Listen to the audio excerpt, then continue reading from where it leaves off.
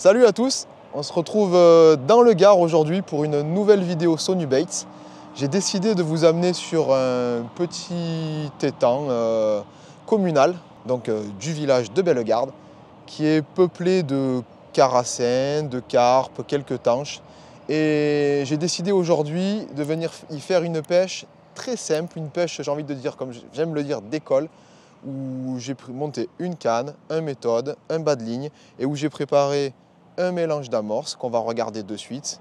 Et j'ai quelques boîtes de spicum pour mettre à l'hameçon, et on va essayer tout ça durant les 4-5 heures de pêche. Pour le mélange d'amorces du jour, donc le plus important quand on pêche aux méthodes feeder, c'est d'avoir un mélange qui est relativement collant, suffisamment collant par rapport à la profondeur dans laquelle on va pêcher. Aujourd'hui, là où je pêche, au ras de l'îlot dans ce plan d'eau, je vais avoir 1 mètre, 1 mètre 30 d'eau maximum. Donc j'ai décidé de mouiller une amorce moyennement collante. Enfin, c'est toujours pareil, une amorce, selon comment on la mouille, elle va coller plus ou moins. Mais là, j'ai décidé de faire un mélange très simple. J'ai ouvert un paquet de match méthode original. Donc c'est une amorce qui s'autosuffit à elle-même pour pêcher aux méthodes feeder. Il n'y a pas besoin de la mélanger avec d'autres types de farine. Et à l'intérieur, j'ai humidifié pour qu'il soit plus dense et qu'il coule bien quelques profils de pellets en 2 mm que j'ai directement intégrés. Donc quand je vais apporter mon amorce grâce à mon méthode petit à petit sur mon cou, je vais créer sur le fond une petite tache d'amorce, comme on peut le voir, assez crème, avec au milieu des petits pellets qui vont, on va dire, obliger les poissons un peu à fouiller et à venir se nourrir sur mon amorçage et s'emparer de mon appât sur l'hameçon. Côté appât aujourd'hui, Olivier me fait l'honneur de sa présence et il m'a apporté quelques appâts à tester, donc c'est l'occasion de le faire. Donc c'est les nouveaux Spicum en wafter en 8 mm. Donc c'est comme on peut le voir, c'est des petites billes, j'ai envie de dire comme des micro-bouillettes. Donc dans différents parfums, donc j'ai les spéciales qui sont vraiment multicolores, les Banoffee, bon ça tout le monde connaît. Power Scopex, un rouge orangé, alors moi je le vois rouge, on ne voit pas les couleurs de la même manière, mais un peu délavé. Bon, les Pineapple Coconut en blanc.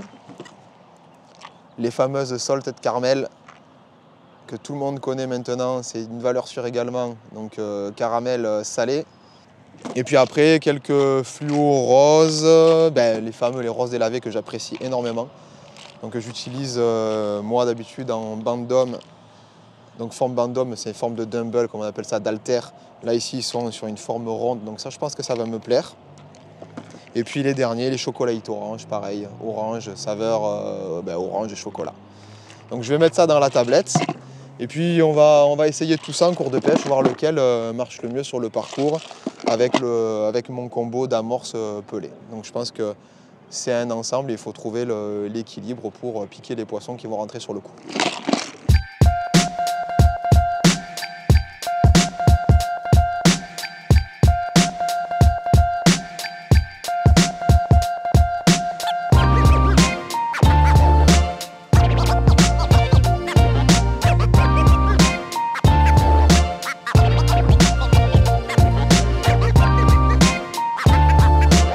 Bon, c'est parti, on va attaquer la partie de pêche. Donc, je vais envoyer rapidement 3-4 méthodes pour faire un petit appel. Donc comme je vous disais, c'est une pêche d'école aujourd'hui. Je suis vite en action de pêche. J'ai suivi les consignes sur le paquet, j'ai mouillé, j'ai égrené à la main. Là, j'ai posé l'amorce dans mon petit bac et puis c'est parti, je la moule sur mon premier méthode. Donc là, c'est une méthode feeder de taille médium, une méthode classique. Et j'ai éché pour commencer un Spicum Salted Caramel avec l'accent du sud. Donc le but, c'est d'aller chercher les poissons là, à côté du ponton, plus loin, plus près de l'île, j'ai moins d'eau, et plus près du pylône du ponton, il n'y a quasiment pas d'eau non plus. Donc je vais donner un peu de rythme au départ pour libérer un peu d'amorce sur la zone, et puis après on attendra un peu les touches et que les poissons rentrent.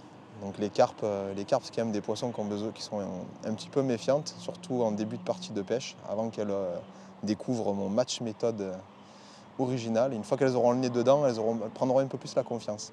J'ai réalisé un montage qui est très simple. Donc j'ai monté un méthode feeder, comme je le disais, de taille médium, un matrix classique, un méthode feeder pour pêcher en eau peu profonde. Ce n'est pas un open alloy ou comme on dit un hybride méthode, c'est une méthode avec des ailettes dessus pour accrocher l'amorce. J'ai un poids de 32 grammes pour viser droit dans le vent, moi j'aime bien, je pêche rarement plus léger.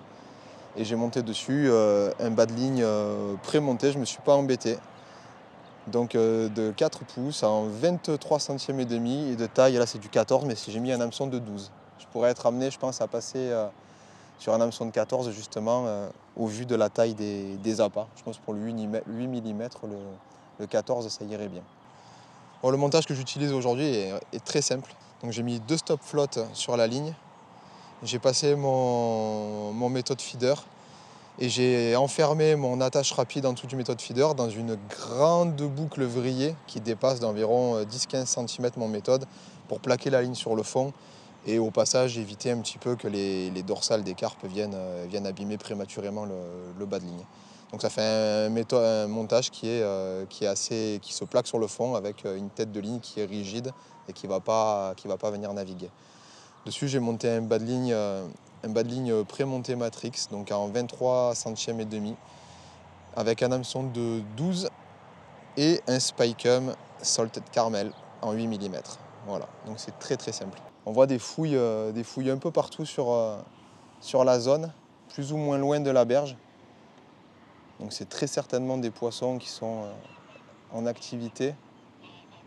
Et je pense que vu la configuration du plan d'eau, la distance de pêche qui est relativement faible, je dois avoir, je pense 17-18 mètres maximum. On verra les poissons arriver sur le coup. Il n'y a pas des poissons énormes, mais comme tous les poissons de la région, c'est des poissons qui sont puissants, des carpes qui sont assez longues. Et je pense que vu mon lieu de pêche, il va falloir tirer sur les poissons dès la touche pour éviter qu'elles passent entre les poteaux du ponton.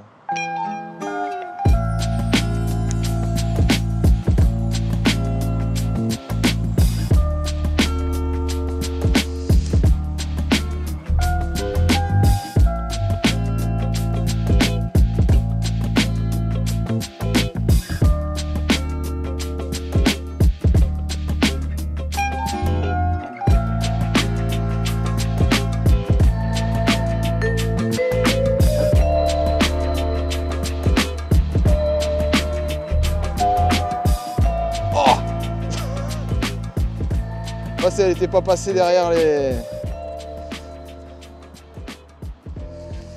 Bon, premier poisson décroché. Bon, je viens de me faire arracher la canne.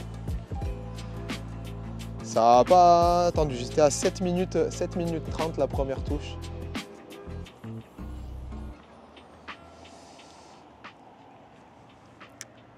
Ah, ça avait l'air d'être un beau poisson.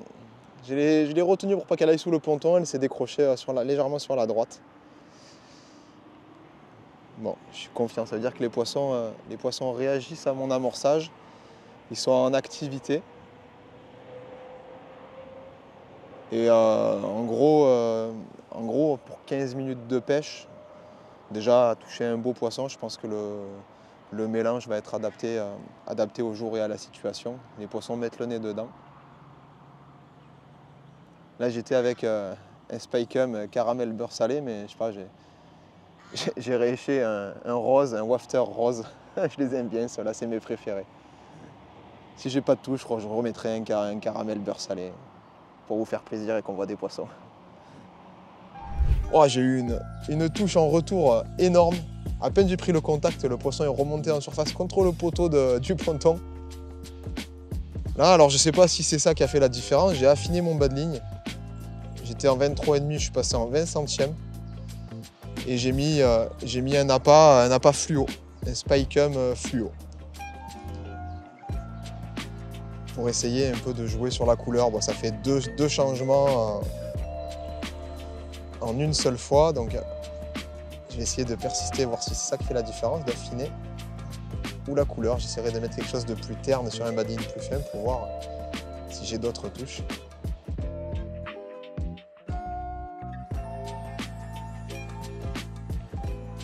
Donc là, le but, c'est de ramener le poisson canne au ras de l'eau au maximum pour le faire venir au bord et puis de le tourner pour le mettre dans l'épuisette. C'est toujours plus facile à dire qu'à faire. Donc là, j'étais quasiment à 8-9 minutes d'attente. Ça n'a pas l'air d'être vilain comme poisson. Sans la dorsale qui vient frotter le nylon. Je ne vais pas trop y tirer dessus, j'aimerais qu'on envoie au moins une dans l'épuisette.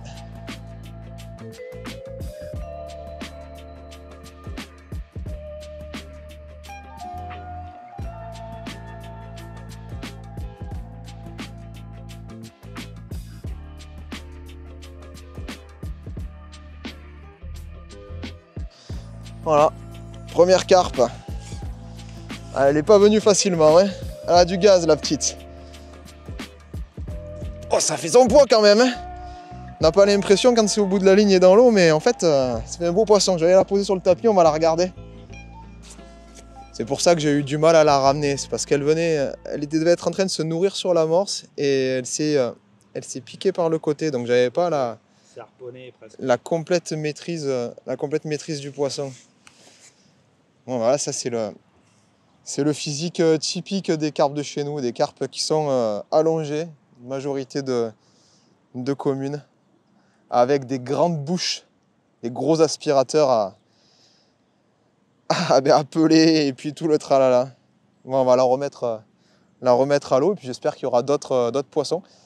Mais c'est bien, on va voir s'il y a d'autres touches. Je vais essayer de mettre un appât un peu plus terne parce que là j'avais mis un fluo pour voir si c'est le fait d'avoir baissé en diamètre de fil qui m'a permis d'avoir une touche plus rapidement ou si c'est la couleur de l'appât.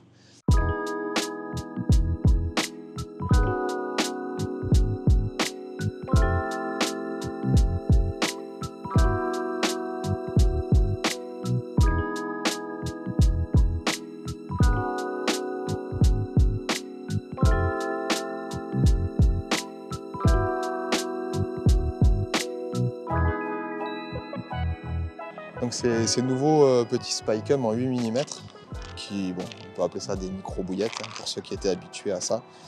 C'est des appâts qui sont très intéressants parce qu'ils ont une texture qui est très très souple. C'est pas mou, c'est souple. On voit, ça fait un peu comme de la pâte à modeler qui a légèrement durci. Et on va pouvoir facilement les écher sur une baïonnette, donc pour mettre sur nos cheveux, sur les hameçons. Donc on va regarder de suite comment je fais. Je vais prendre un bas de ligne. Donc une baïonnette montée aux cheveux, ça se présente comme ça. Une baïonnette, c'est une petite tige métallique torsadée comme une corde à piano qui est raide et qu'on va venir insérer dans le Spicum. Donc on la met en plein milieu si possible. On vient pousser avec son ongle. Voilà, moi j'aime laisser dépasser un tout petit bout pour que ça soit un peu mobile. Après, selon la pêche, on peut vraiment camoufler et intégrer la baïonnette à l'intérieur. Donc ça fait une petite bille comme ça qui est bien présentée juste derrière l'hameçon. Et quand le poisson va venir l'absorber, l'aspirer, il va se piquer directement. Donc c'est un appât qui est intéressant.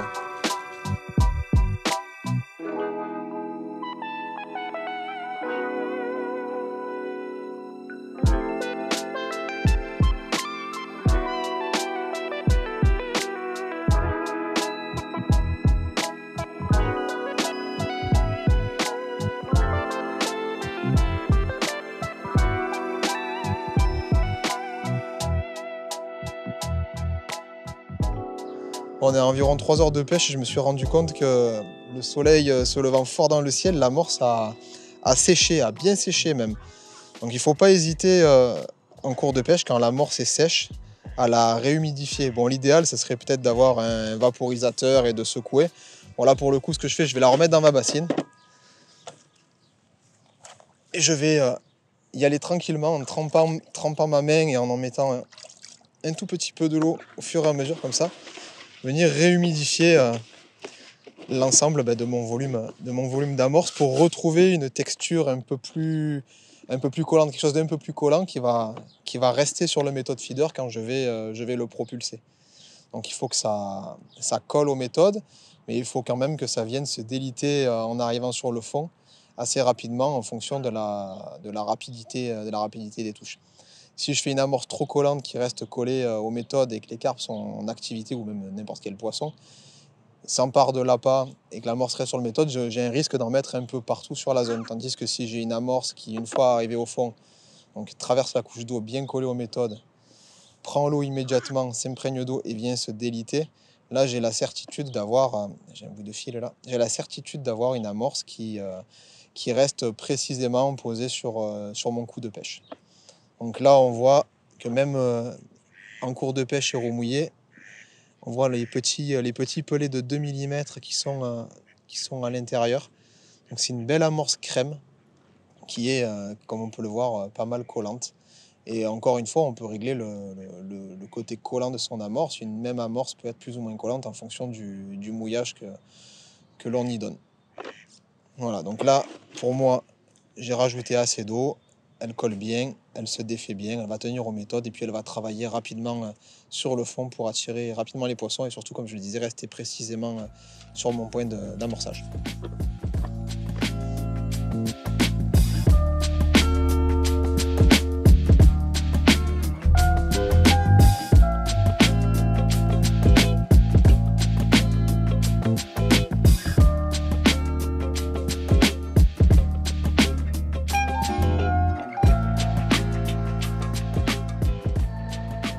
Bon, voilà, la pêche se termine.